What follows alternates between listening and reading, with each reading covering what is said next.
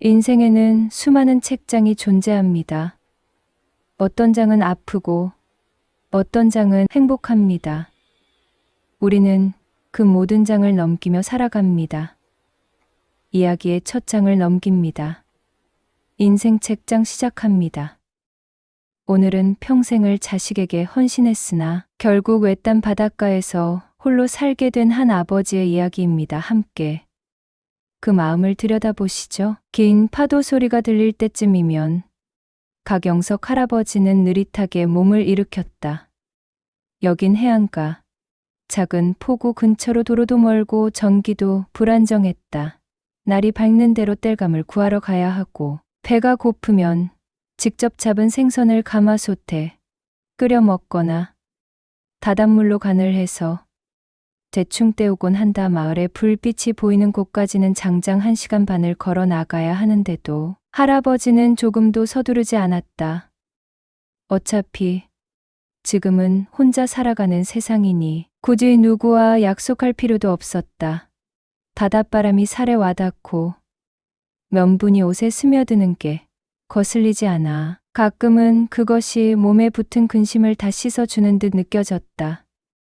그래서인지 누군가는 이 풍경을 외롭다고 했지만 박영석 할아버지는 여기가 차라리 마음이 편했다. 적어도 사람에게 받은 상처보다 바닷바람은 덜 모질었으니 할아버지가 이곳에 정착한 지 어느덧 2년째가 된다.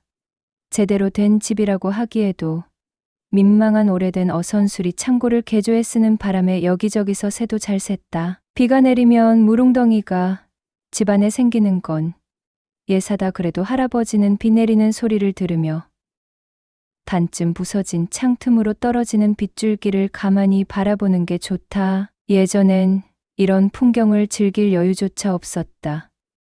열심히 일하고 숨도 제대로 고르지 못한 채 아들 뒷바라지만 하다 보니 어느새 어깨가 굽고 머리에 새치가 하얗게 피어났었다.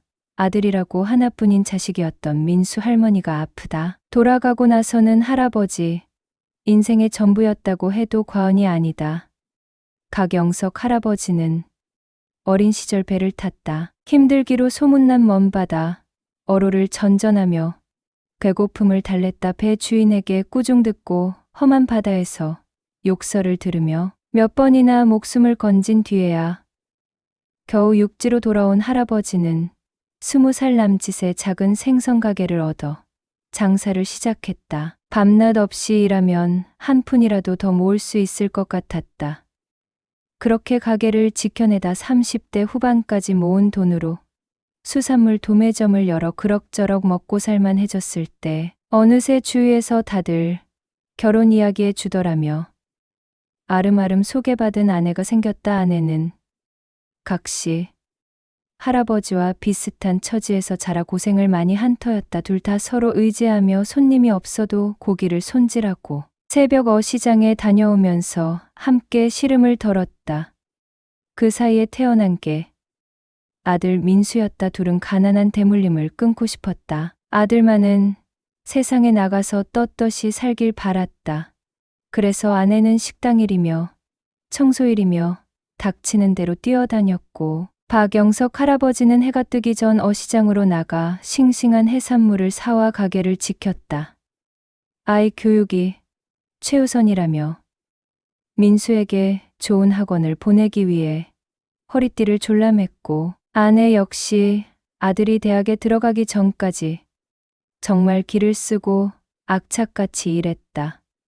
결국 민수는 서울에 있는 꽤 괜찮은 대학에 입학했다. 공부머리가 좋았던 건지 아니면 부모의 헌신 덕분인지 둘 다였겠지만 아무튼 할아버지 부부는 그 기쁨의 눈물을 펑펑 쏟았다. 평생 배와 가게를 지키며 각시 할아버지는 제대로 공부를 해보지 못해 글 읽는 것도 느렸다. 그래서 오직 아들에게만큼은 최고를 주고 싶었다. 뭐든 해주려 했다. 그래서 민수가 졸업하고 나서도 고향에 돌아올 생각이 없다고 해도 막지 않았다. 큰 물이 좋아서 올라갔다면 그대로 놔두자 싶었다. 아내도 같은 생각이었다. 아들에게는 더 높이 날 기회가 있으니 그대로 날게 하자. 둘은 여전히 마을에서 가게를 운영했고 한 푼 두 푼 모아 아들이 서울에서 뭔가를 시작할 때 도움이라도 될까 싶어 적금을 부었다. 서울에서 취직이 안 돼 한참 애를 먹던 아들에게 할아버지는 별소리를 다 해봤다. 차선책이라도 택해보라. 힘들면 내려와서 가게를 물려받아도 되고 아니면 근처 항만에서 관리직을 알아보라. 그렇지만 민수는 듣지 않았다. 자신 정도면 큰 기업 들어갈 자격이 충분하다고 생각했던 모양이었다. 그리고 30을 훌쩍 넘어 첫 취직에 성공했을 때 김이 팍 샜지만 할아버지 부부는 그 사실에 그냥 안도했다. 그래도 일을 한다니 얼마나 다행인가 싶었다. 그 뒤로도 서울을 오갈 교통비까지 대주며 한 번이라도 더 아들을 봐야 할 것 같았다. 아들에겐 마음껏 저축하라고 용돈을 보냈고 결혼할 때 필요한 돈도 아내와 함께 모았다. 가게가 조금씩 기울어져 가는 것도 무리해서 유지한 것도 전부 아들 때문이었다. 주말마다 서울로 올라갈 땐 늘 걱정이 컸다. 행색이 초라할까봐 조금이라도 나은 옷을 골라 입지만 결국 때국이 묻은 바지 자락이 성한 게 없어 민망했단다. 민수에게는 혹시라도 무시당할까봐 조마조마했지만 결혼을 앞둔 아들이 예비 신부와 함께 있던 날 할아버지는 알게 되었다. 아들이 사회적으로나 배움으로나 더 높은 곳에 들어간 배우자 가족에게 기가 눌린다는 것을. 어떤 날엔 아버지, 아직도 그 가게 해요. 다른 사람 쓰고 쉬시지 하고 말할 때마다 민망한 표정을 짓는 아들을 보며 할아버지는 서운했지만 참았다. 그 뒤로는 되도록 서울에 올라가지 않았다. 그래도 아들이 결혼을 하던 날 할머니도 할아버지도 그날만은 눈물을 참았다. 흙수저 부모 밑에서 잘 자라준 것만으로 감사했으니. 하지만 그 결혼 생활이 박영석 할아버지에게 큰 실망만을 남기게 될 줄은 몰랐다. 어느 날 아내가 갑자기 몸져 누웠다. 가게 일을 너무 오랫동안 했는지 허리 통증이 시작이더니 병원에선 큰 병은 아니라고 했다. 그런데도 이상하게 열이 내리지 않고 호흡마저 이상해 곧바로 더 큰 병원에 찾아갔다가 폐암 사기라는 소리를 들었다. 온 세상이 무너지는 것 같았다. 할아버지 혼자서는 어떻게 할 수 없어 아들에게 연락을 했더니 아들이 말하길 회사에 말해서 가능하면 연차를 매보겠다고 했다. 그래서 그나마 고마웠는데 몇 번 내려오더니 아들이 슬그머니 이런 말을 꺼냈다. 아버지, 저 장인어른이랑 약속이 잡혀서 이번에 못 내려갑니다. 어머니 조금 나아지시면 연락 주세요. 할아버지는 가슴이 쿵 내려앉았다. 아내가 점점 기운을 잃고 숨쉬기도 힘들어하며 침대에서 내려오지 못하는데 아들은 겉으론 걱정하는 척하다 이내 장인과 약속이 있다며 사라지고 또 며칠 뒤엔 회사 동료 결혼식이 있어 못 간다는 둥. 그럴 때마다 할아버지는 무력감을 느꼈다. 그래도 혹시나 또 올까봐 아내는 헛기침하며 아들을 기다렸다. 하지만 점점 기다리던 그날이 오지 않자 허탈해했다. 힘든 항암 일정이 반복될 때쯤 아내는 말랐고 병원비도 만만치가 않았다. 게다가 그러던 어느 날 아들이 허겁지겁 내려왔다. 아버지, 갑자기 급한 돈이 좀 필요해서요. 처음엔 자초지종을 묻기도 전에 아내가 아들에게 어떻게든 해주고 싶어 했다. 내 아들 다 잘 될 거니까 좀 도와주자라고 했다. 할아버지는 말리고 싶었지만 아내는 이미 퇴원해서 집에서 요양할 때 대출 상담까지 받아놓았다. 자식 일이라면 눈앞이 안 보이던 아내는 아플 때조차 자기보다 아들을 우선시했다. 얼마 후 아내는 결국 숨을 거두었다. 마지막까지 아들이 작은 공손함과 눈물은 보였지만 그건 금세 잊힌 듯했다. 발인을 마치고도 얼마 지나지 않아 아들은 조용히 할아버지에게 또 왔다. 아버지, 그 돈 제때 못 갚아서 죄송해요. 그래도 아버지 혼자 계시니까 앞으로 제가 좀 챙겨드릴게요. 사실 아들이 챙겨주긴커녕 다시 서울로 돌아가더니 한 달 후쯤부터는 연락조차 뜸해졌다. 겨우 두세 달에 한 번씩 형식적으로 안부 전화를 하거나 가끔 내려오면 혼자 남은 할아버지를 앉혀두고 대속 묻는 건 가게 정리하셨어요? 요즘 땅값이 많이 올랐다고 들었는데 아버지도 편히 사셔야죠라는 말뿐이었다. 점점 구체적으로 물어오기 시작해서 재산을 어떻게 하실 생각이냐라는 식으로 대놓고 묻곤 했다. 땅 문서며 이 가게가 집안에서 유일하게 남은 재산이라는 걸 아들은 이미 알고 있었다.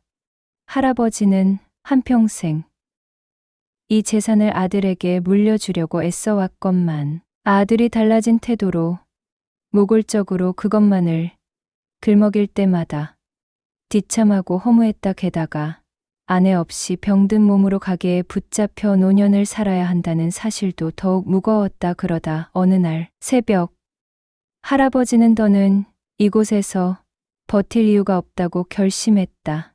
아직 건강도 꽤 남아있고 몸이 조금 힘들긴 해도 다다에서 잔뼈가 굵었으니 어디든 살아갈 수 있으리라 생각했다. 그래서 가게를 팔고 땅을 매물로 내놓은 뒤 조용히 마을을 떠났다.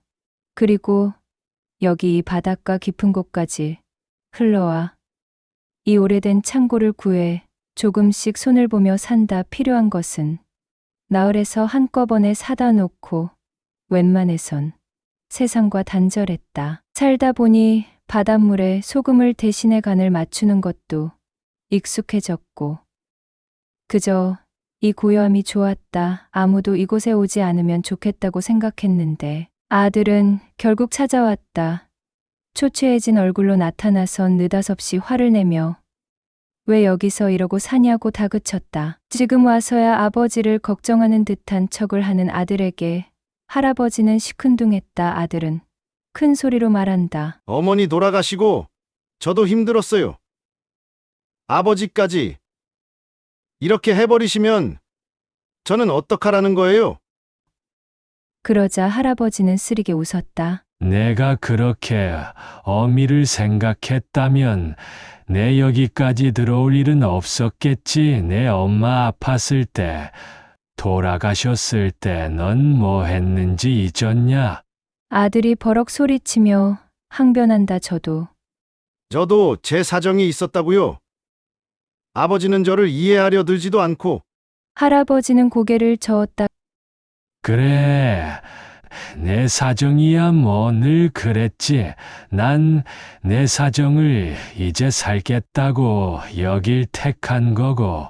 아들은 마치 기다렸다는 듯 가게며 땅이며 이미 처분했다는 소식을 들었는데 설마 그냥 허무하게 없애버린 건 아니냐고 따진다. 할아버지는 한숨을 쉬었다. 결국 돈이 목적인 거구나. 나를 걱정해서가 아니라. 그리고 아들을 바라보며 당당히 말했다. 다 다른데 보내버렸다. 기부를 했단다. 아플 때까지 기다릴 것 없이. 내 엄마 없는 마당에 그거 지켜서 못하냐. 남은 돈이며 재산이며 전부 이미 처리했다. 아들은 그제야 눈이 커진다. 어떻게 하나뿐인 자식한테 이럴 수가 있어요. 그렇게 하는 게 말이 됩니까? 할아버지는 헛웃음을 지었다. 너도 나를 아버지라고 부를 자격이 있긴 하니 그걸 물을 권리가 있을까 싶다. 지난번에 내 엄마가 너한테 쥐어줬던 돈, 그거면 됐지. 더 바랄 게 뭐야. 아들이 목소리를 낮추며 다시 그 돈은 제가 곧 갚아드릴 거라고 말씀드렸잖아요. 아버지, 그래도 제게는 아버지밖에 없어요. 라고 말했지만 할아버지는 목을 저으며 대답했다. 갚지 마라. 내 정신적으로도 내가 줄 애정도 이미 갚을 길이 없으니 서로 끝이다. 문득 문 밖에 장난감처럼 서 있는 아들의 차가 눈에 들어왔다. 반짝이는 새 차인지 바닷바람에 생채기가 나지도 않았다. 할아버지는 사뿐히 문을 닫고 걸쇠를 걸어버린 뒤 다시 돌아섰다. 아들이 바깥에서 문을 두드리며 소리치는 게 들려도 대꾸하지 않았다. 그 소리보다 거센 파도 소리가 훨씬 부드럽게 들렸다. 그렇게 밤이 찾아오고 할아버지는 여전히 배가 고프면 가마솥에 바닷물을 조금 부어 해초로 국을 끓여 먹는다. 딱딱한 나무 바닥 위에 드러누워도 고단한 몸이 어느새 서서히 풀려 기분 나쁘지 않다. 해가 뜨면 또 다시 일어나 마을에 나가 간단히 장을 볼 것이고 갈수록 거칠어지는 손마디가 저린 건 바람 때문인지 나이가 들어서인지 잘 모르겠다 하지만 그보다 더 아리는 것은 아들과의 끈이 완전히 끊어졌다는 상실감이다. 그래도 이젠 다 내려놓았다. 아들도 재산도 기대도 다 바다에 던져버렸다고 생각하려 애쓴다. 한평생을 아들만을 위해 고생하며 산 것에 대한 후회가 없다고 하면 거짓말이겠지만 어차피 돌이킬 수도 없으니 그 마음마저 바람에 흩어 보내기로 한다. 자꾸만 아내 얼굴이 겹쳐 떠오르면 혼잣말처럼 중얼거린다. 미안하다. 나 혼자 먼저 마음 놓고 산다. 그러다가도 언젠가 아내가 웃는 목소리로 바닷가에 찾아올 것만 같아 멍하니 수평선을 바라보기도 한다. 더 이상 누구를 원망할 힘도 없고 전부 내려놓았더니 이상하게도 마음은 또 편안하다. 먼 바다로 돛을 펼쳐 떠나면 다시는 돌아오지 않아도 좋겠다는, 그러면서도 혹시 또 아들이 찾아와 손을 내밀면 마음이 흔들릴까 겁도 난다. 그런데 할아버지는 이대로 그냥 버텨보기로 했다. 이번 생은 이미 충분히 남을 위해 살았으니 마지막만큼은 온전히 자기 몫이라 여기며 바닷바람에 몸을 맡긴다. 그리고 혹시라도 아들이 또 찾아오더라도 아내 얘기를 다시 꺼낼까봐 겁이나 문을 잠근 채 귀를 막는다. 그렇지만 한편으로는 회한이 일어 또 한 번 울컥하기도 한다. 그 모든 감정이 뒤섞여 밤새 파도 소리에 노출된 마음은 조금씩 달아지고 있다. 아들은 다시 오지 말라고 그렇게 몇 번이나 말했는데도 언젠가 또 이곳까지 헤매듯 찾아올지도 모른다. 그래도 할아버지는 이를 꽉 물며 결심한다. 더 이상은 아들에게도 세상에게도 기대하지 않는다. 그게 마지막 남은 자유임을 스스로 깨달았기 때문이다. 인생 책장 여기서 책장을 덮습니다. 다음 이야기에서 다시 만나요.